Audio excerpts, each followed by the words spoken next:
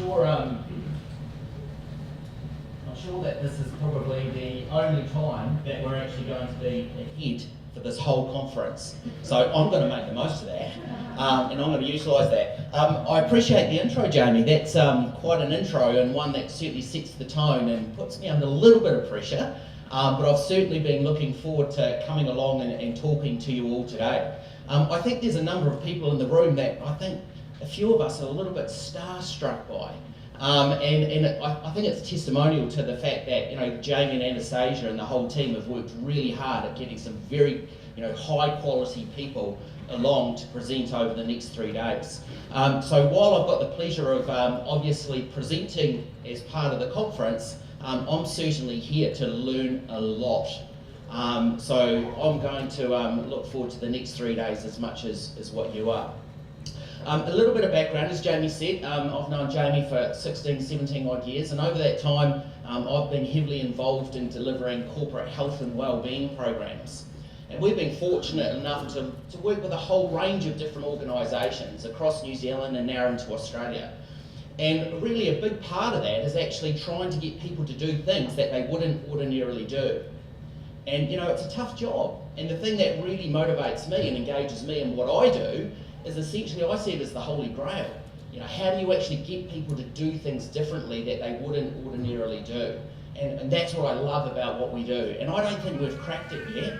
I don't think we're quite there yet in terms of what we do, but I feel that we're making some great progress towards that. So what my goal really today in the next 40, which could be a bit longer given we've got a little bit of time, we'll see how we go, is actually to give you a little bit of an insight in terms of what we've learnt over those years.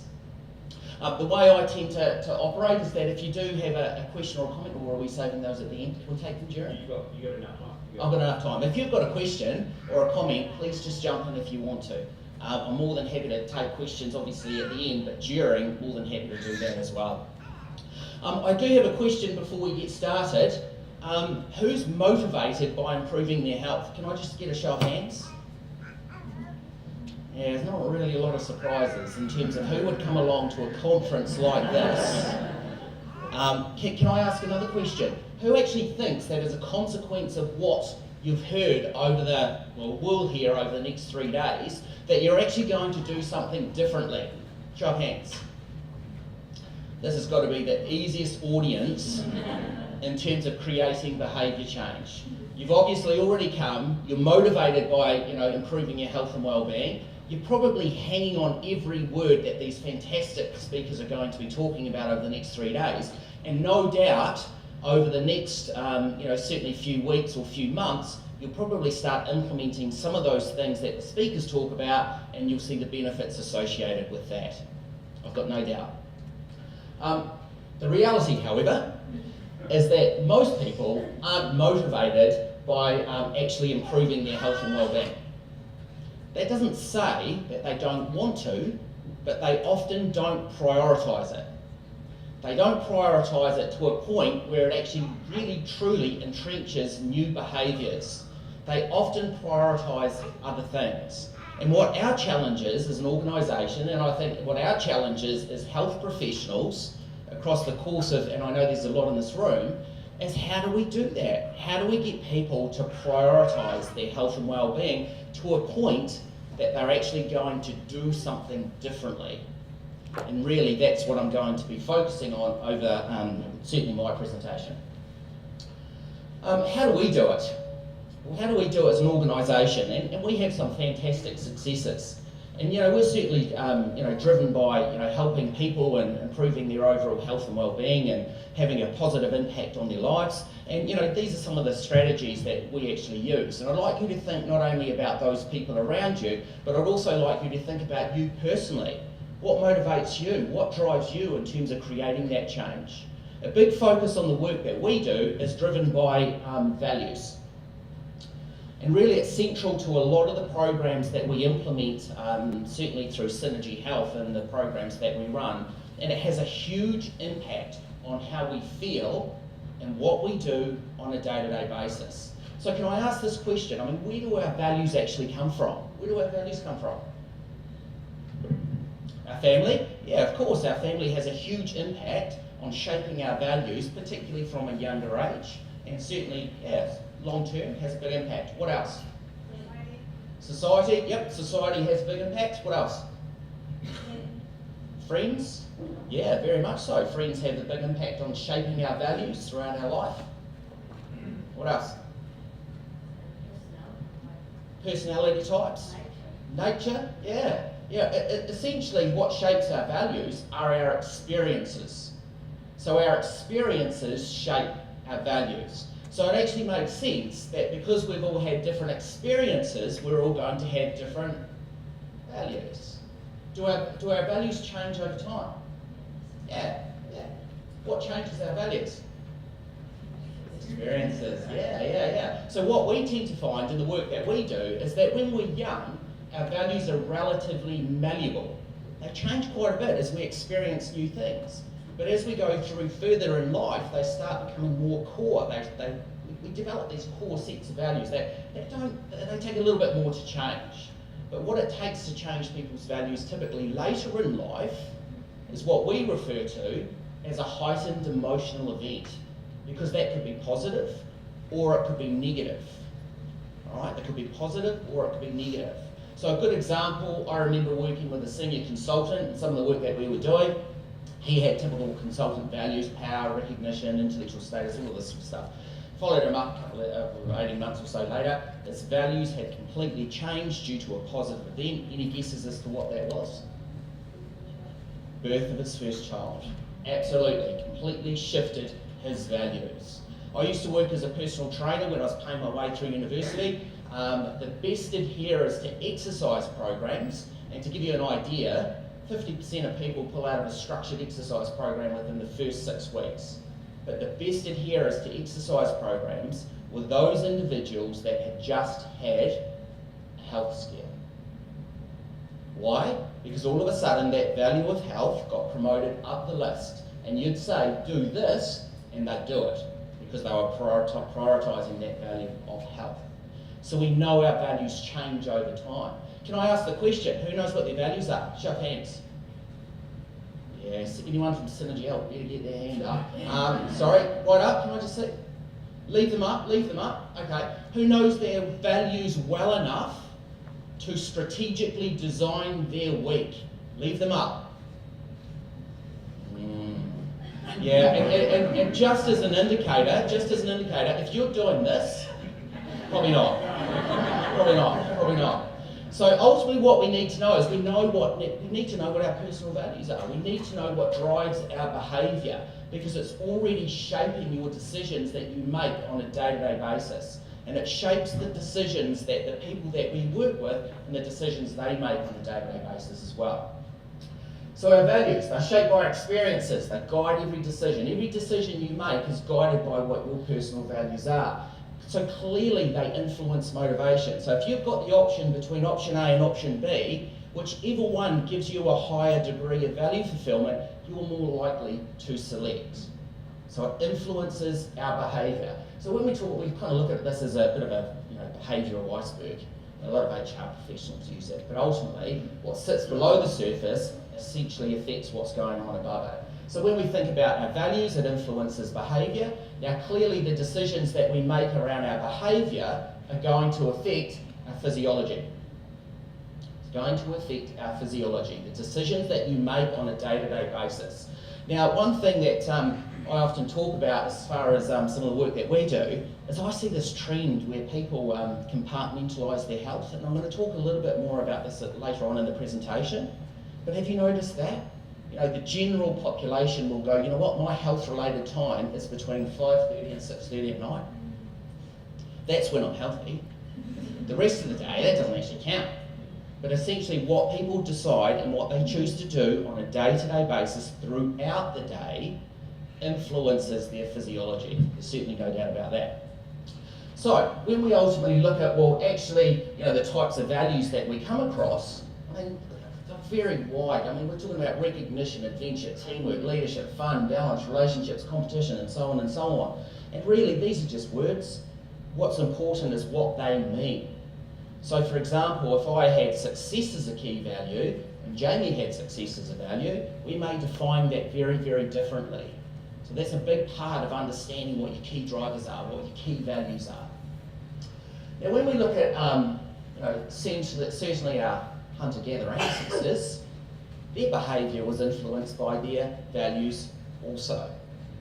So they didn't wake up in the morning and go, right, let's make sure we manage our cholesterol levels, and we're going to go out and move slow lots. Ultimately their decisions that they made on a day-to-day basis was influenced by their values, which shaped their behaviour, which shaped their physiology over time. So when we look at today, modern day man, we can actually see, well actually in the same way,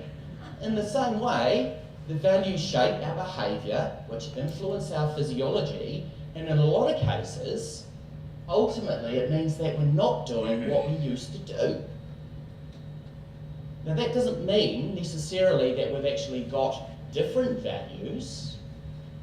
What it actually means, in my mind, and in obviously our observations, is that there's actually a mismatch, not necessarily in the values, but in the behaviours chosen to promote those values. So the behaviours that we choose to promote those values are different. And that has an impact on our physiology.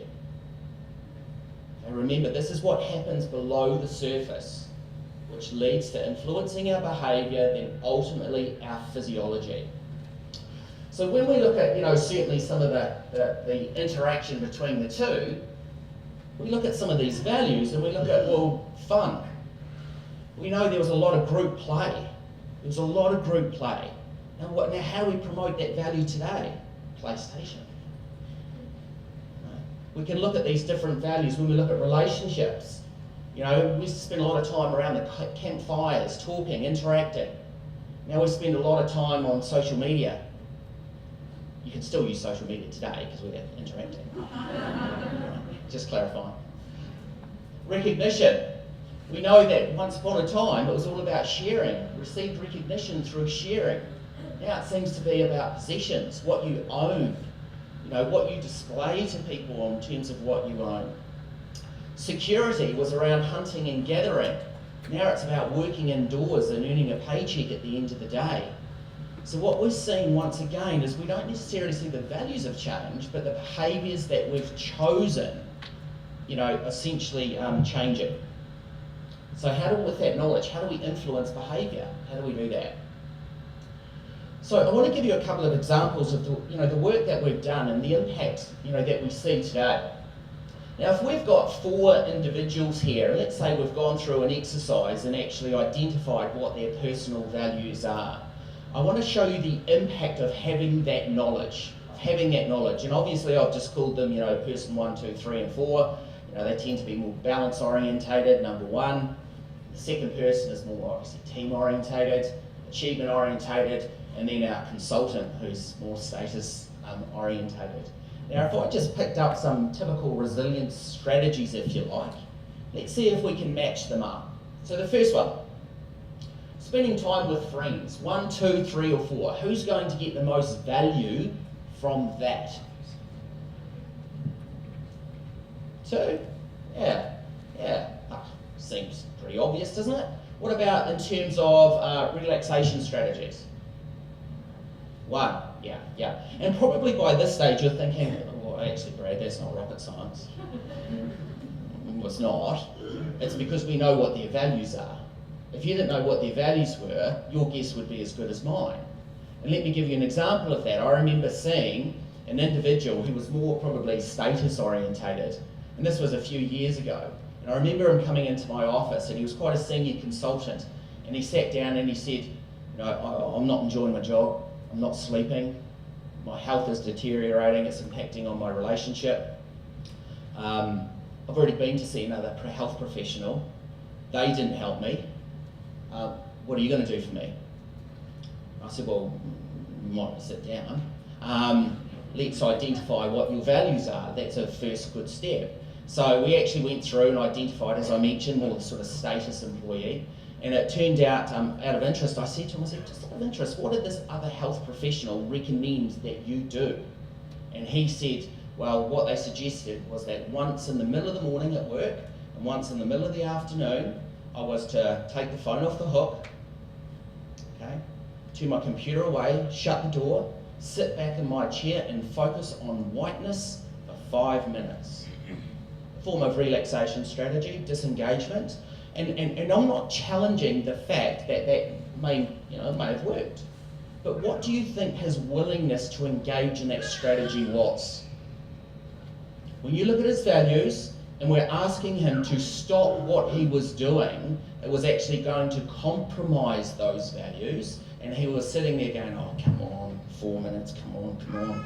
Like he was counting down the time because he wanted to get back to work to promote those values. Next one, what about this one? Recording successes. So just keeping note, this is the type of person where, if you're someone who does like a task list, if you write a task list, for the week, don't be, and if you value things like, achievement and success and so on, and you cross them out and throw them away, don't throw them away, just keep them. And don't cross them out either, just put a tick next to them. At the end of the week, review all the things you've done. High degree of value fulfillment, you're far better off for it. Anyway, side issue. Who? 3 or 4? 3. Yeah, I think so. I think 3. What would make 4s a little bit better?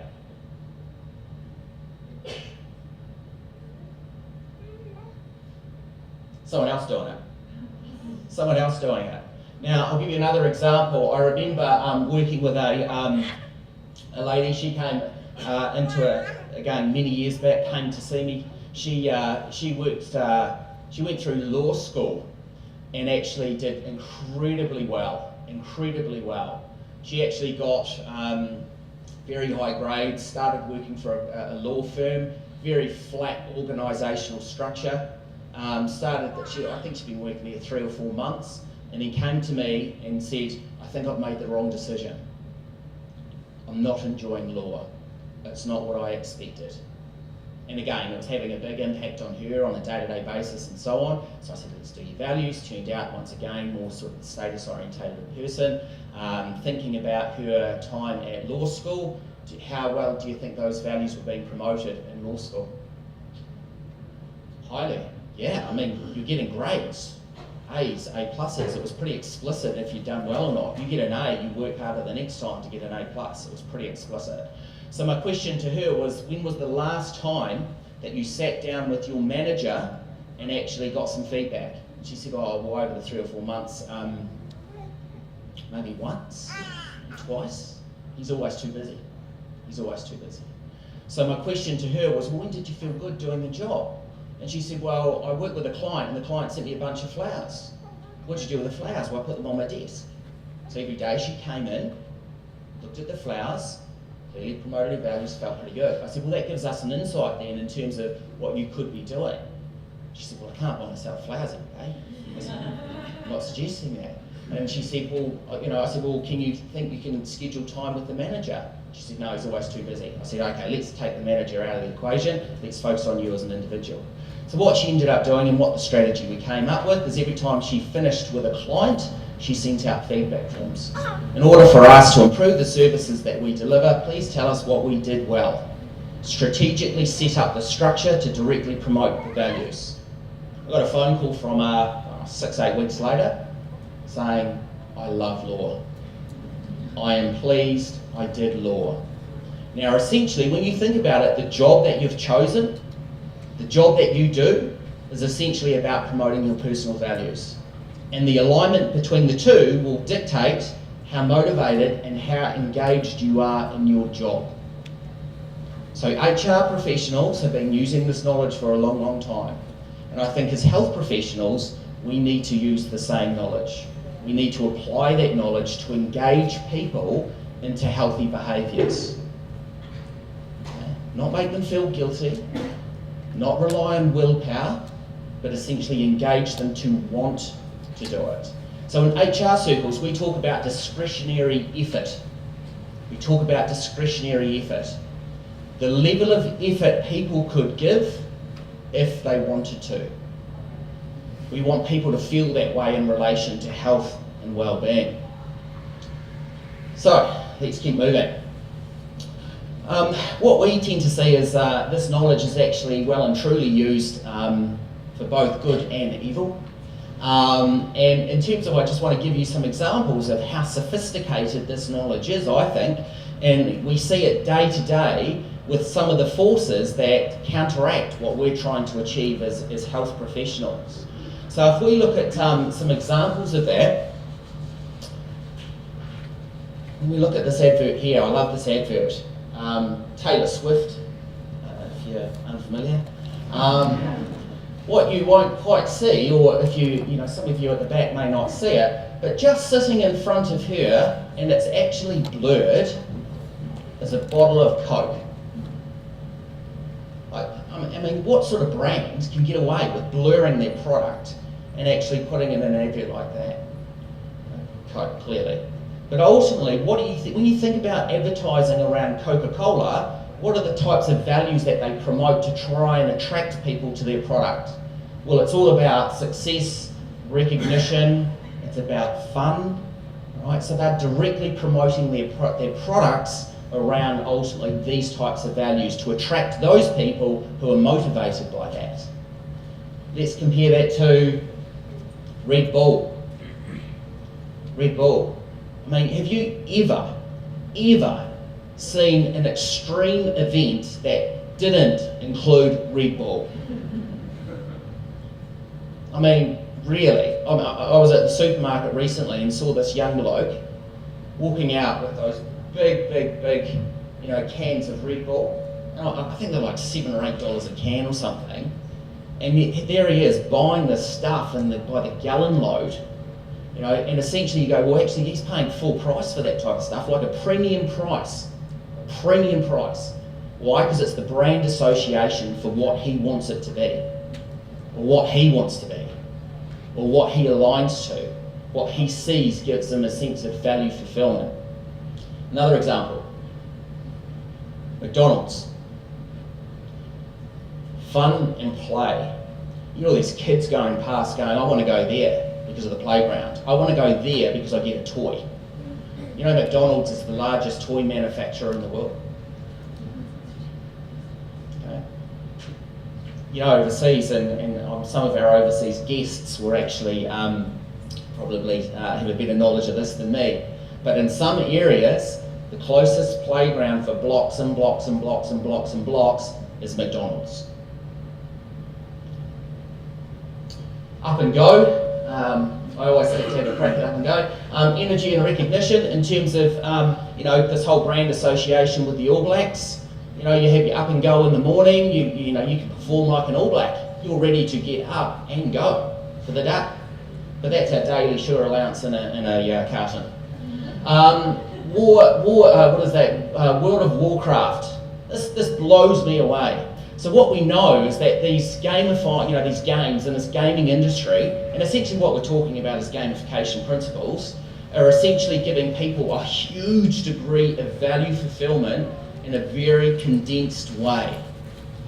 So, there's the achievement, there's the recognition, there's the interaction, the social interaction, there's all of these elements at play. Now, do you know that the average gaming time on some of these more popular games is 20 hours a week? 20 hours a week. So we're talking, later research I read was something like 3 billion hours per week is being spent gaming. And as health professionals, we're asking people to invest a fraction of that time. Yet these organisations are certainly well and truly achieving it. Facebook. How much time do you spend on Facebook? Or is it about the belonging? Is it about staying in touch with people? Are you someone that sweats on how many likes you get? And you're like, oh, what? Only 5 likes? Really? It's worth at least 10. We think about these mediums, these I guess vehicles that we choose to promote these values. The later one that I came across, I've got two kids, a 10-year-old and a 7-year-old. And I recently went to one of their parties, and this absolutely blew me away. I thought, oh my gosh, we really are in a state of strife. These are gourmet jelly beans, and it's called Bean Boozled. All right, has anyone seen this? It blew me away. Like, yeah.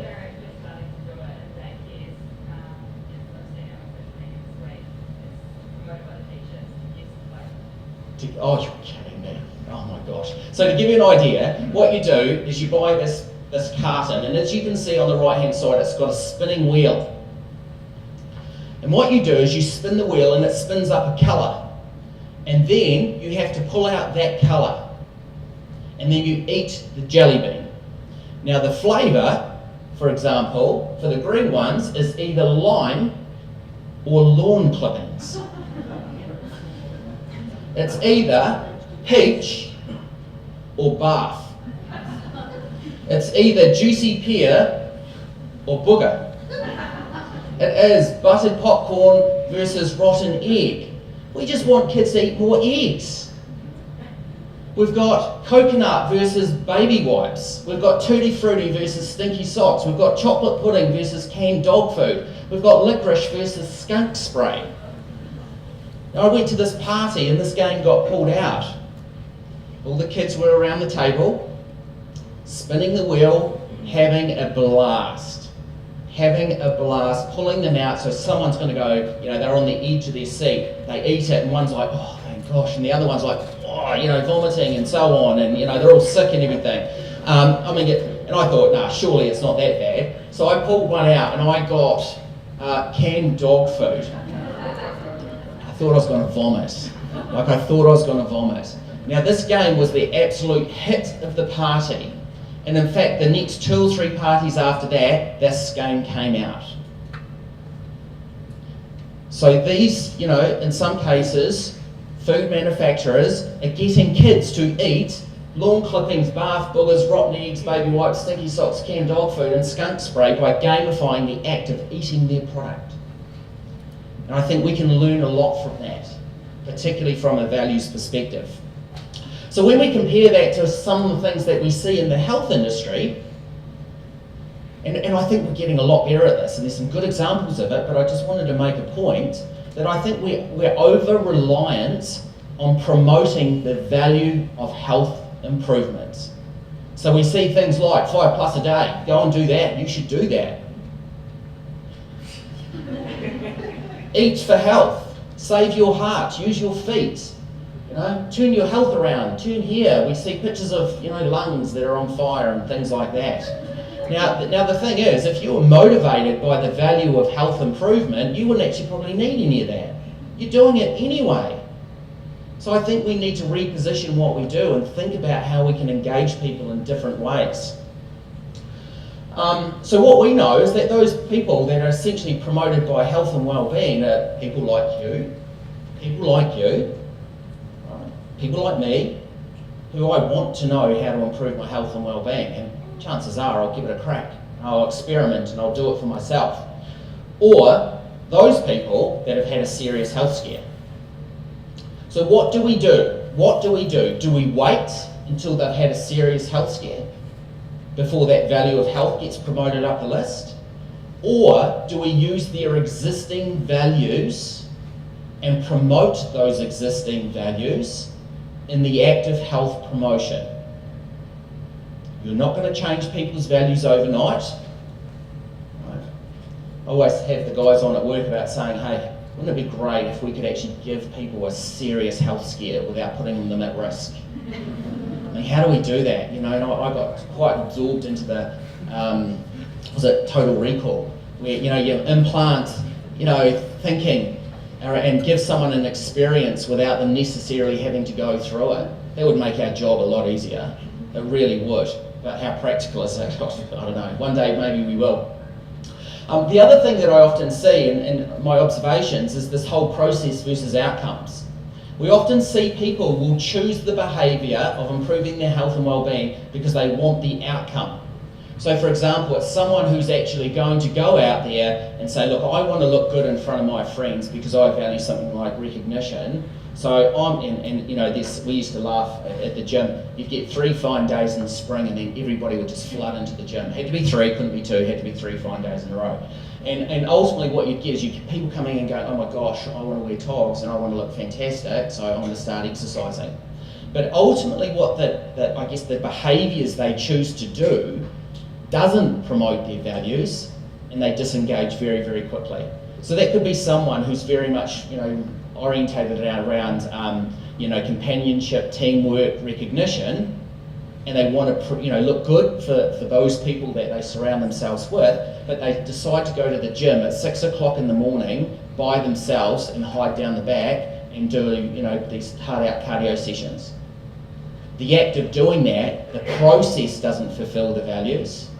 The process doesn't do that, but the outcome would. So what are they relying on to get there?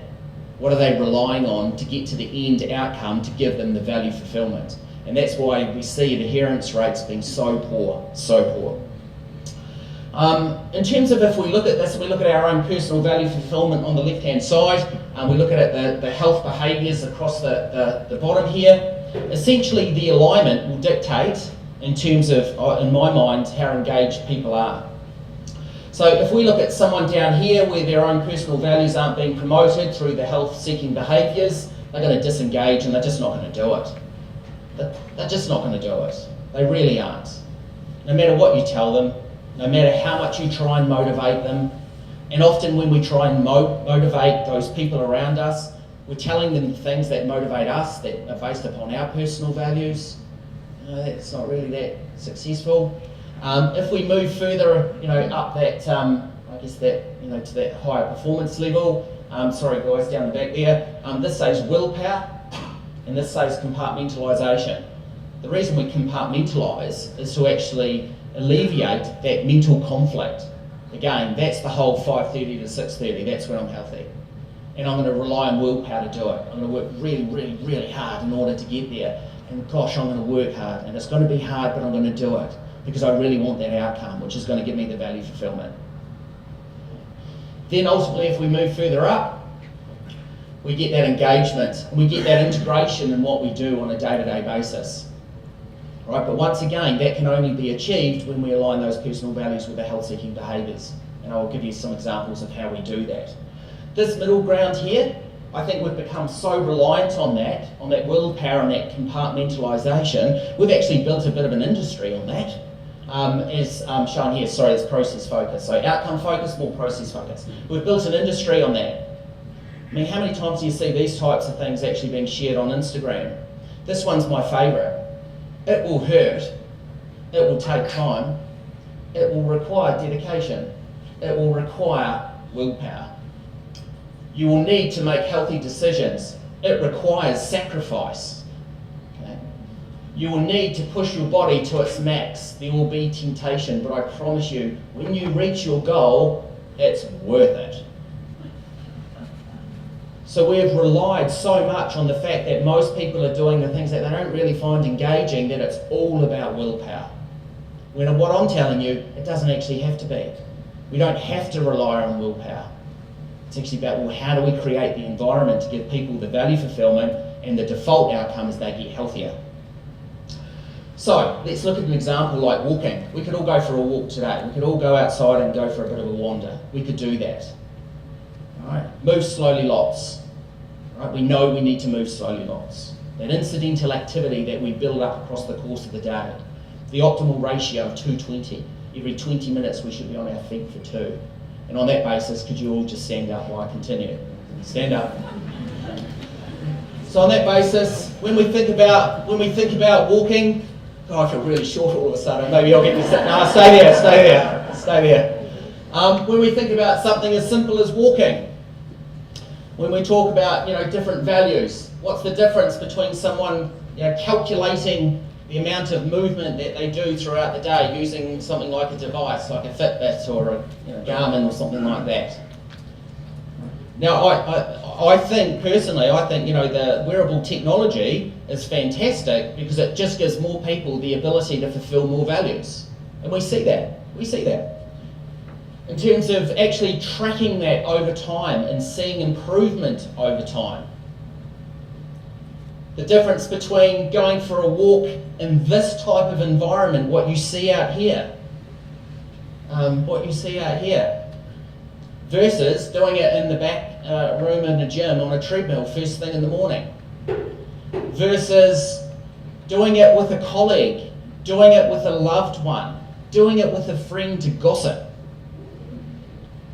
or doing it as a competition where you don't want to be running with anyone, you want to win. Right. So all of those elements are very, very different from a values perspective. Very different. So what we need to do is get better at allowing people to choose the right one. They all involve a simple act of walking. But ultimately it's about, well, how does it align with the individual based upon their personal values? Okay, sit down, thank you. Well, here's some of the things that we do. Here's just some of the strategies that we use. And I'm going to give you an insight in terms of what we're creating and what we're building. So this is a program that we run in corporate business. Now I do want to highlight that when we're running our programs in workplaces, we're dealing with a huge spectrum of people, obviously across the board. We're not just dealing with health enthusiasts. We're not dealing with those people that have just had only dealing with those people that have had a health scare. We're dealing with those people in the middle. You know, those people that we're really trying to influence. So, you know, we're essentially gamifying the act of being healthy. So this is just one of our programs called Shift. And essentially what you have to do is you wear a device and you walk as much as you can, the incidental activity during the day. You do it in teams. The team's points are obviously brought together, and essentially you have leaderboards and, you know, your team versus team, company versus company, and so on. We've also built into the fact that when we're visiting destinations like Loch Ness, when we're walking around Loch Ness, you get bonus points during the day for other health-related activities. So in this case, I think this day it was, because we take them on this journey, they actually fell into Loch Ness, so that night they had to do a 60-second cold shower to get bonus points. So what we do is we include all of these different elements as part of it. So one of the days that we've got when you're climbing Everest is that you have to look after your Sherpa in order to get up to Everest. So to get your bonus points, you have to do a random act of kindness that day. Right, so we build that into it. Individuals can essentially plot themselves on Google Maps. They can compare themselves to other teams and so on. Ultimately, there's leaderboards. You get your own personal score, your team score, how you stack up, and so on and so on and so on. Now we can get the average step count. So we're talking the average office-based person is doing about 3,000 to 3,500 steps a day. Participating in this, we can get that up to 13,500 steps a day. They could have gone walking at any time. We didn't give them special equipment to do it. They didn't get special time off to go and participate. It was about promoting other values than simply the value of health. And that's how we can get people to do things differently. Using that knowledge, we can get them doing all sorts of things. In the office, we laugh at what we can get people to do. Really, people will do anything. And ultimately, I mean, this is a good example. Move it and scoop. We want people to move fast once in a while. Those of you who've got move fast on your lanyards. This one here was about giving people points for moving fast once in a while. I think in the experience that we have with the general population, that's probably one of the single most activities that people just don't do. They can't remember the last time they had to move fast. They just can't remember. So that's a big part of our programs. So we actually roll out programs, one of them called Go Primal, which is about, you know, promoting the health behaviours that obviously we did as hunter-gatherers, but essentially in the modern day environment. Other examples, this is our Sugar Crash Challenge. So we actually gamify the act of reducing sugary drinks. We created this 2-week challenge for workplaces in terms of gamifying it, promoting various values, a broader range of values than simply saying reduce your sugar content to improve your health and well-being. And we were surprised to find that with all the thousands of people that have gone through it, we're getting 2.5 centimetre waist reduction in 2 weeks. Some are up around 6-7 centimetres in 2 weeks. It was never meant to be a waist reduction or a weight management program. But this is just some of the outcomes associated with it. One of my favourites is a challenge that we've got called the Gratitude Challenge, the Gratitude Health Challenge, and it's about promoting gratitude. This particular day was called the Department of No Complaints, 0 complaints. Now, in order for people to get their points for this day, they weren't allowed to complain about anything. Nothing, whether it's at home or at work. Now we've found that this is the single most challenging day or daily activity we've ever asked our participants to do. No one could do it. In fact, we had managers calling us up saying, actually, can we run that for like 3 months? Everybody was trying not to complain. So it's promoting healthy habit number 9, which some of you will have, which is about manage your thinking.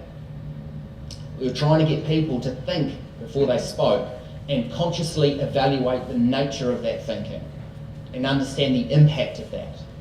So that's how we do that. I think in terms of a bit of an observation that I've had, I sort of see that today, what we tend to do is, we've got all of these people on the left-hand side here, and what we do is we tend to just keep creating more health programs. We just create more and more and more health programs. Every week there seems to be a new fad, a new craze, a new health regime that we should or shouldn't be doing. And I guess what I see is I see people trying them. I see this person here trying that one, and it doesn't work for them. So what do? They then try this one, and it doesn't work for them. And what I see is that over time, their confidence in doing it, declines. Their willingness to engage declines. Their self-esteem declining. So what do we do as an industry? We just keep adding more health programs. We just give them more options. And the thing that we see is actually, in order to improve the general health of the population, it's about basics. It's about the 10 healthy habits. We actually don't need to get that complicated. We can keep it simple. But really where I see that we need to invest as an industry is actually in terms of this match-up between what's right for the individual. Not just give them more options, not just give them more and more and more and more, and rely on them to make the right decision. I mean, you think about it when you go to a gym. Right, you think about that poor person walking into the gym for the first time. What tends to happen? They stand in front of a wall like this, and I used to see this. They'd go into the gym and they'd look at a wall like this, and there's all of these personal trainers. They go, pick one. Who do you want to work with? Who do you want to set your goals with? How does that person know that the person they choose is going to give them the best opportunity to promote their personal values? How is that person going to know when they don't even know themselves what their personal values are? It makes it really challenging. So what I think is we need to spend more time actually aligning various people with the activity and actually improving health outcomes. I don't think we're looking for the holy grail, which is all of a sudden going to improve our health and well-being. I kind of think we know. It's not rocket science. We just need to get people to do it. And it's about picking that right option that's going to provide them with the long-term benefit and is going to engage them in the longer term and not rely on them using their willpower to achieve it. For us, in terms of, as I mentioned, I don't think we're completely there yet. We're certainly not there. We've got some big aspirations, we've got some big goals. What we're currently building, which we're really excited about, is a program whereby essentially what will happen is the individual will come into the program, they'll go through a process. We're building a tool at the moment where they'll identify their personal values. It will facilitate that. It will identify their personal values. Based upon that profile, it will populate specific gamifying or value-fulfilling widgets into the program. So for example, I know that some of you will be incredibly motivated by competition. I am. I love it. That's what I like that. But I know some of you will not want to participate because there's competition. So what we would like to do is we identify that, and if you value competition, we'll populate the leaderboard. And we'll populate where you're sitting in that. But if you don't, you won't get it. Same experience, same behaviour, but essentially the value fulfillment is different. Ideally, the goal is to increase that value fulfillment, which essentially increases engagement. Now that process, we believe, is going to significantly improve our outcomes. But then once again, it's all geared around promoting those 10 healthy habits. And that's about being creative in how we do that, but we feel that that's going to give us far better outcomes than this hit or miss approach. In terms of wanting to leave you with a few tips, a couple of things I just wanted to highlight really is that don't assume that the message of good health or promoting the message of good health is going to give you positive outcomes. Don't assume that if you're that person that's trying to motivate your loved one or friends or colleagues that what motivates you is going to motivate them, because I guarantee you that in most cases it won't. It won't. We often tell people don't judge other people on your personal values because there's potential for conflict. We know that everybody's had different experiences, so they've got different values. Right? Understand that. Understand that. Don't only promote the program in a way that would engage you as a health professional. You know, I see so many health professionals so passionate about it, and they just assume that others are going to buy into it because they buy into it. But again, that's shaped based upon what your personal values are. Identify activities that promote engagement. A good way to ask people is actually just say, what do you really enjoy doing? Like if you haven't got a really cool values identification tool, if you just want to ask people, well, what do you enjoy? What are you motivated by? Work backwards. Actually work backwards and say you really enjoy this, and then work out the elements associated with that. It gives you a great insight. Think about the iceberg. You know, identify the behaviour at the top that motivates and engages them, then work your way backwards. Try to identify the values that are essentially going to promote that. And finally, identify ways that these values can be fulfilled doing the desired activity. Then identify the behaviour that you want, and then ask yourself, how can you promote those values doing that activity? And again, the example that I used in walking, it's amazing what you can achieve when you are trying to obviously get people to implement certain behaviours. And that's where, for us, from the work that we do, is about promoting those 10 healthy habits. As I guess a final comment that I want to highlight, you know, I think we spend so much time, you know, trying to crack this holy grail on the perfect thing that people have to do. I think as health professionals, we've really complicated it for people. I think we've overcomplicated it. In fact, as a, I guess as a health professional, being in the industry for a long, long time, I've contributed to confusing a lot of people. I think the media are out there where essentially they're fighting for clickbait. One week, you know, you've got, you know, meat causes cancer. The next week we've got, you know, iron deficiencies. It's all over the place. Essentially, we're just confusing people, and people are just putting it in a too hard basket. And I think really what we should be striving for is looking at, well, how do we engage people into what we know are the basics? Because the reality is they're not doing the basics. That's me. So.